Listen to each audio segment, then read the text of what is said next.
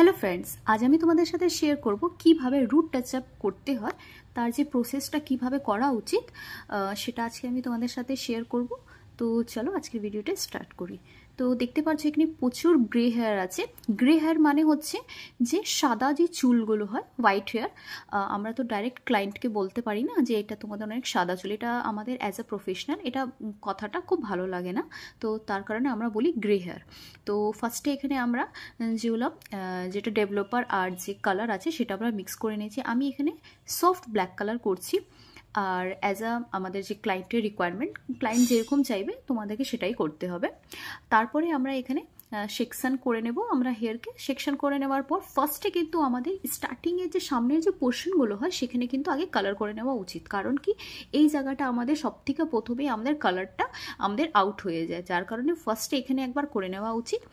তারপরে আমরা এখানে সেকশন ওয়াইজ